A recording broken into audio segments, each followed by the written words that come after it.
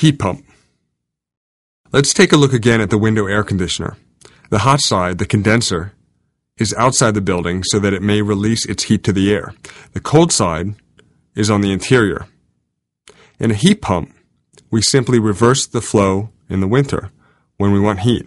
By switching the direction of the coolant, the cold side, the evaporator, flips to the outside of the building, and the warm side, the condenser, moves to the inside. The process remains the same. All the equipment remains in the same place.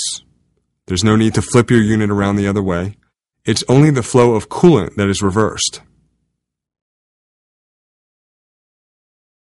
By moving air over the condenser, which during the winter we find on the interior, recirculated room air may be warmed over the same coils that cool air in the summer. Note that in the wintertime condition, the heating mode, we are asking the coolant to evaporate in cold air. But when the air is very cold, fluid doesn't want to evaporate, and the compressor must work especially hard to create the appropriate pressure to force evaporation. This is why air-to-air heat pumps are often used in places with milder winters, and they often include electric resistance or natural gas heating coils to aid in heating during the coldest nights. Geothermal heat pump. The coolant in the winter heat pump condition doesn't want to evaporate in the cold winter air. It wants to condense when it's cold.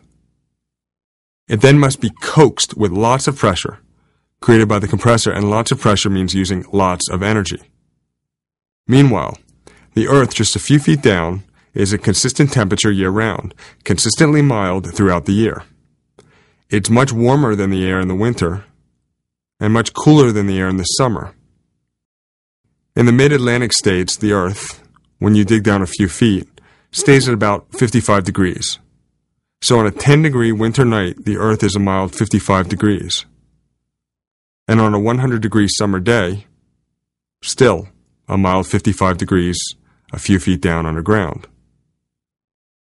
Given that the air is cold, and the coolant doesn't want to evaporate in cold, let's try something. If we can surround the outside coil with warmer, ground-heated water instead of the colder outside air, the compressor won't need to work as hard to induce evaporation. This system is commonly called a geothermal heat pump, though it is also, and frankly more accurately, termed a geo-exchange or ground source coupled heat pump. In the summertime condition, the compressor reverses direction and the inside coil cools the recirculated air. Now we are in the opposite predicament, with the same energy-intensive result. The outside coil doesn't want to condense in 100-degree heat. It wants to evaporate. It's hot. So we replace the hot air with the mild 55-degree water, cooled by a water loop moving through the ground. The compressor simply doesn't have to create the level of high pressure required to condense in 100-degree air when the condenser is instead bathed in 55-degree water. In a geothermal system, then, it is said that we are utilizing the Earth rather than the air as a heat sink. Importantly, the water that moves through the ground doesn't mix with the coolant. The two just exchange heat in the coil. As in previous examples, to picture a heat exchanger, you might think of a pipe of coolant snaking through a barrel of water.